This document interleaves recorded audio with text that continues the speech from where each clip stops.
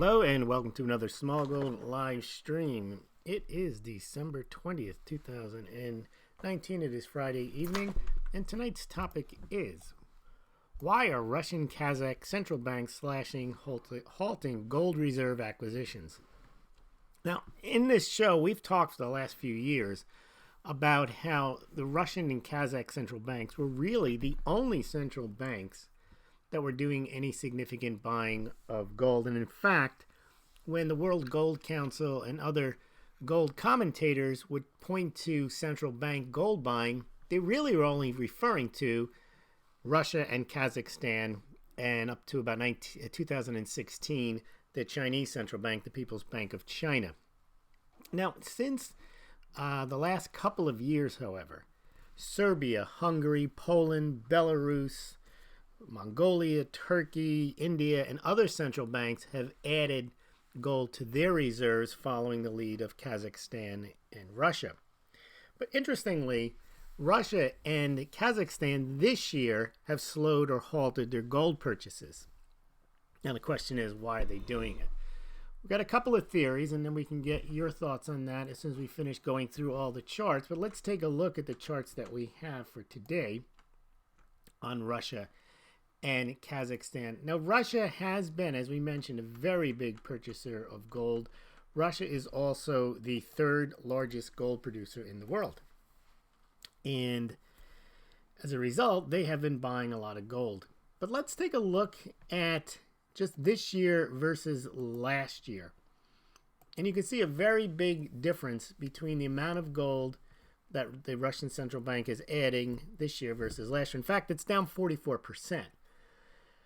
This chart is in million of ounces, and I've also converted the total amount to tons. Russia's added since 2015 about 1,000 tons of gold, putting it into the top 10. It's now the fifth largest gold holding nation among central banks. But this chart clearly shows that last year, the Russian central bank purchased 271 tons, a record. This year, they'll probably purchase about 155, 160 tons. They've been averaging about 400,000 ounces a month, whereas last year they were pretty much averaging double that. In a couple of months last year, or 3 months, they averaged two, but they had months over 1 million ounces adding 1 million ounces in August, 1.2 million ounces September 2018, and 1.2 million ounces in November of 2018. This year, only in February, did the Russian central bank add 1 million ounces. Now, we mentioned Russia is a very big gold producer, and Kazakhstan is becoming as well. Here's a chart showing what Kazakhstan has added, or not has added, but has added to its gold mining production.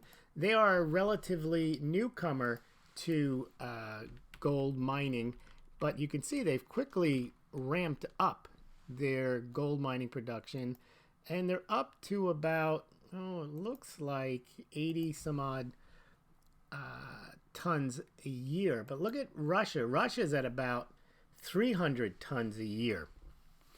But still, 300 and 800 tons, those are two big gold mining countries. And for a while, if you look at the chart I'm showing now, Russia was adding upwards to 85% the last 3 years of its domestic gold mining production to reserves. Now this year, if they add 150 and let's say they mine 300, they'll be back down to about half. So that begs the question, what are they doing with the other half?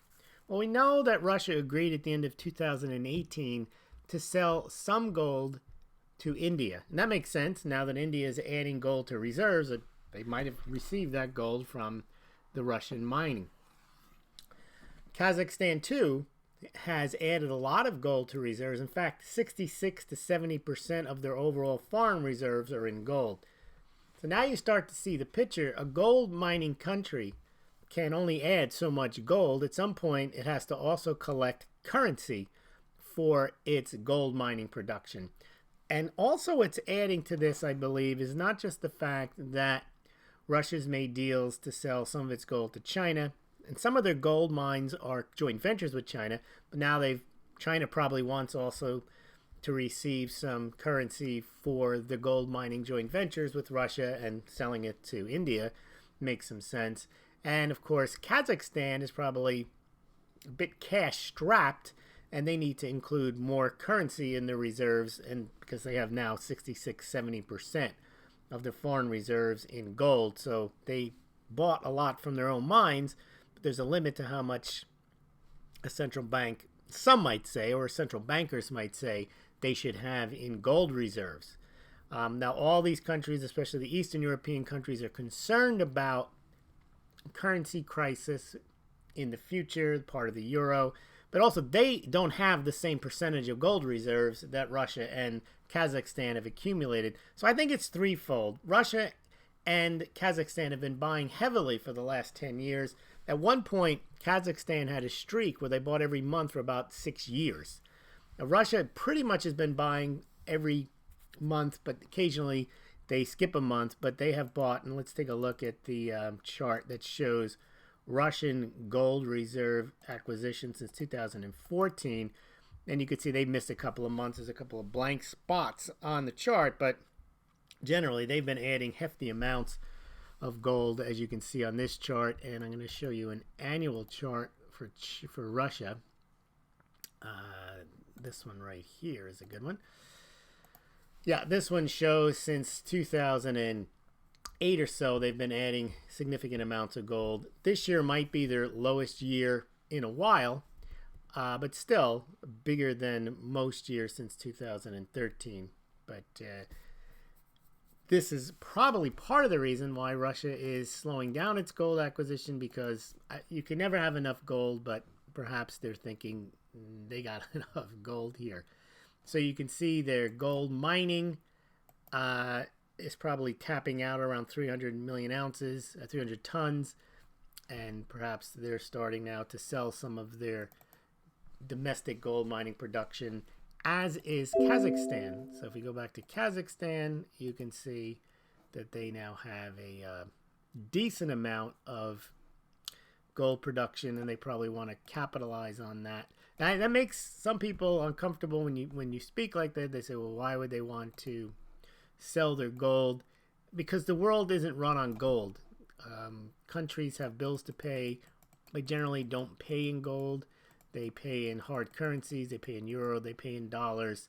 They're not the same. They don't have the same hard money. They view gold as insurance, but they don't view it as the ultimate currency. They view it perhaps as the ultimate reserve asset, but it's not ideal to spend, and it's not ideal to settle trade in, and countries are engaged in trade. So gold, even during the gold standard or the Bretton Woods standard, it was still a dollar standard. You traded dollars, but just meant you could turn your dollars in, if you were a central bank, for gold at the U.S. Treasury at the price of $35 an ounce. That itself is unwieldy, because what ended up happening is countries in Europe would accumulate dollars as they started running trade surpluses, and they figured, well, okay, we have enough dollars to conduct trade. Let's boost our gold reserves. And if the United States has this agreement whereby we can come and bring our dollars and get gold for it, $35 an ounce, why not? It's the same price as it was in 1934, 1944, 1954, 64. You might as well come and get your gold. And that's exactly what happened. Another reason, I think, besides the Russia and Kazakhstan having domestic gold mining production, having added a lot of gold over the last 6-7 years, is price. Price is very important.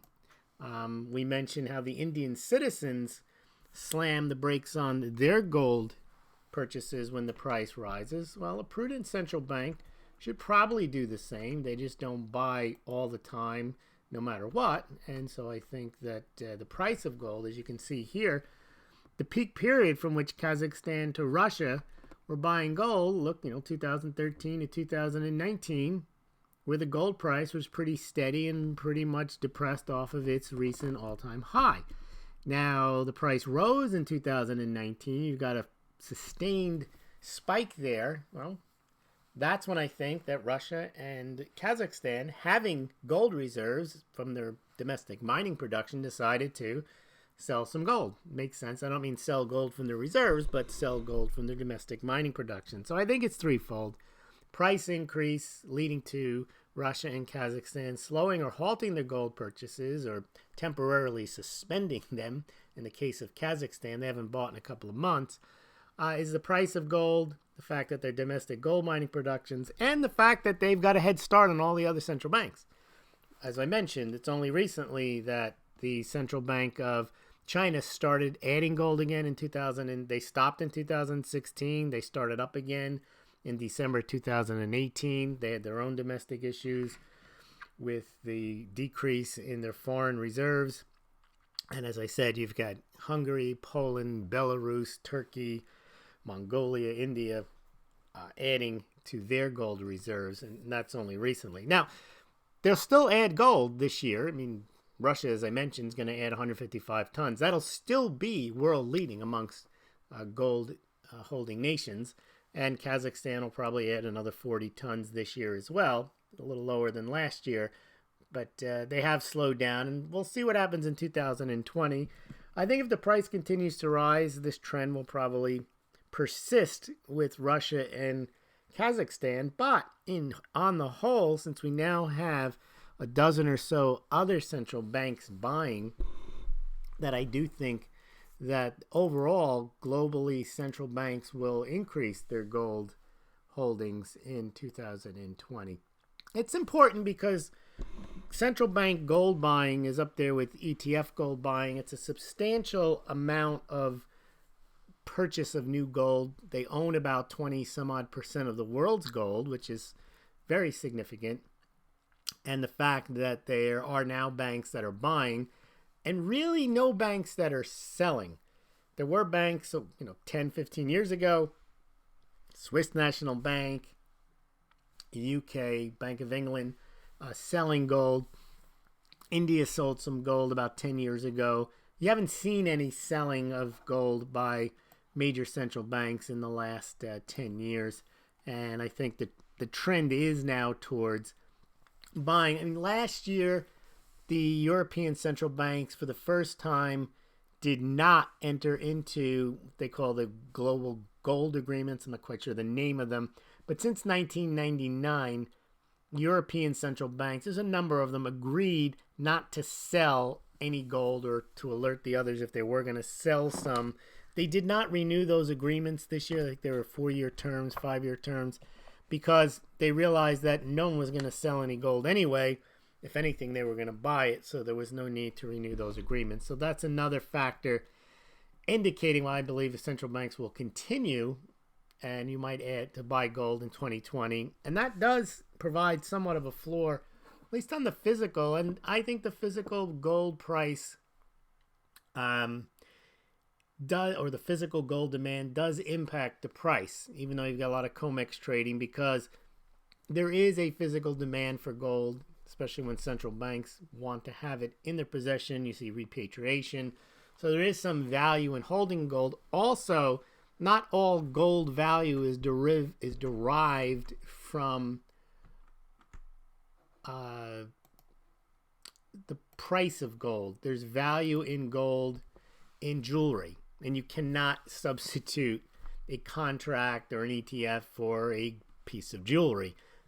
And since more than half of gold demand is jewelry, the fact that there is physical demand on the investment side from central banks, if they are indeed buying it and holding it and mining it and holding it, selling it to other countries, then the combination of the demand, physical gold for jewelry, plus some industrial demand, people downplay the industrial demand, but industrial gold demand is 8 to 12% of demand. There's some very specific industrial uses for gold where really there is no substitute. Then the physical gold demand does impact, I believe, the gold price, even though you might say that the COMEX trading determines the price. But if you do get physical imbalances, it does influence the COMEX trading price. And you can see right now where palladium, you can do all the manipulation you want to try to lower the price of palladium. But if the physical demand is there as it is for palladium and the rarity is there as it is for palladium, then you really can't smash the price down with paper contracts, because the smart buyer will buy the lower price and then take delivery on and that's not going to work if there's not the amount to deliver, so they actually don't manipulate the price lower. The reason they're able to manipulate prices lower is because there's significant amounts of gold or silver in the COMEX vaults, sufficient to satisfy any physical delivery demand, and they know that the bulk of the traders there aren't there to purchase for their physical requirements. And that's how they're able to manipulate prices lower through short selling. And they aren't able to do that in a smaller market where there's actual physical demand that is exceeding supply at current prices, and that's where the price of commodity like palladium or rhodium can rise. All right, so let's see if there's anything else on Russia and Kazakhstan that we need to discuss. I think that's about it. Here's the Kazakhstan chart. I don't think I showed you this one. Yeah, this is the one through August, but the reason I didn't update is they didn't add in September or October. You can see they've added since 2015 a decent amount, almost a couple of 100 tons of gold. I mean, it's not as much as Russia adds in a year, but the thing is, Russia is a much larger country, much more wealthier country, and actually is larger than Kazakhstan is a very large country, but it's not large economically. Russia is the largest country in the world and the 10th largest economy. With both central banks adding gold, but now Kazakhstan halting its 6-year plus gold acquisition spree each month, not buying the last 2 months, and then Russia slowing its pace, still buying 300,000 ounces the last few months, but not buying 1 million ounces a month like they have done in prior years. Also, now that we're coming very close to Christmas, I do want to thank all of the Smaulgld subscribers and Smaulgld BitChute listeners and YouTube viewers, and thank everyone for the nice gifts and cards that I've received. Just today I received an Amazon gift card, and recently I received, here you go, here's a silver dollar. I want to thank, I'm not going to call people out by name because I respect their privacy, but I will show you some of the gifts that I've received. I've received postal orders in the mail. This is a nice looking one here. This one is a silver bar. Very grateful for that. That's a 1 ounce bar I received. And also, I think I've shown you this one too. Oh, that's a little sideways, but you can tell it's the queen on her head there. A younger queen, that's the queen from 1989, I believe. That's a Canadian silver maple leaf sent directly from up north in Canada. Here are some gems I've received. Very nice. And a postal order. That's very nice there. Gems are beautiful. You can't really relate them to commodities, but in the sense they are. They're valuable.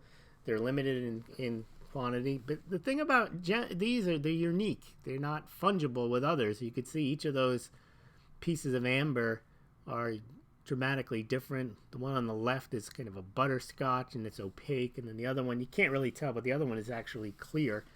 Sometimes you get insects in them. I'm just very appreciative of that.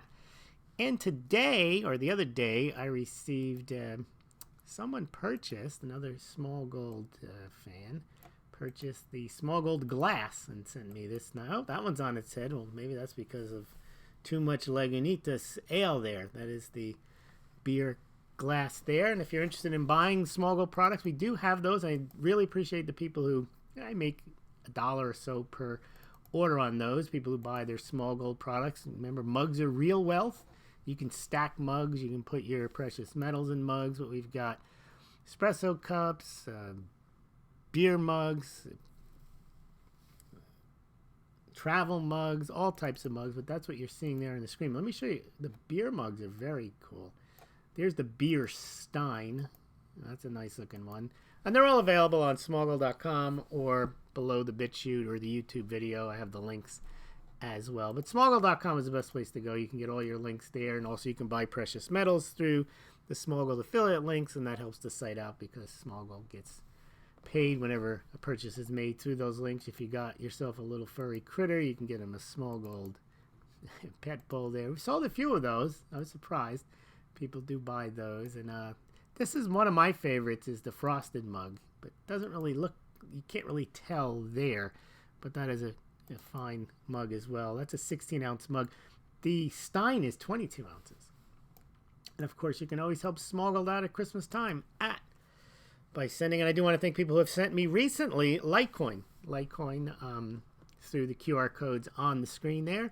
And I do want to also thank the Smaulgld patrons and the Smaulgld Subscribe Star members and the PayPal one-off donations and recurring donations. So we do have a nice group of people that I'm very appreciative of who do send small gifts from time to time or belong to any of the Smaulgld subscription products. And there is on the screen there all your ways to help out Smaulgld. So tomorrow, I don't think we're going to do Saturday Night Silver with Smaulgld, but we'll do a catch-up, more traditional show.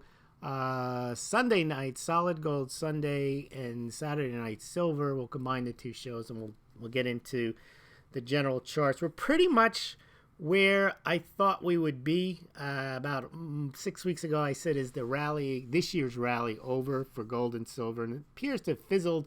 We might get a Santa Claus rally at the end of the year, but I think traders have locked in their positions on both sides, and they're waiting to see what happens next year. But I do think all the drivers are there for their continued bull run, which basically are increased debt and negative interest rates making gold attractive, obviously. Even though gold doesn't pay a rate of interest, you don't lose interest as you do with some corporate bonds or some government bonds.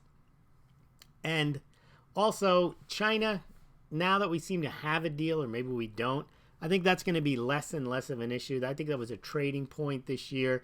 When it looked like there wasn't a deal, the price would rise. When there might be a deal, the price would go down.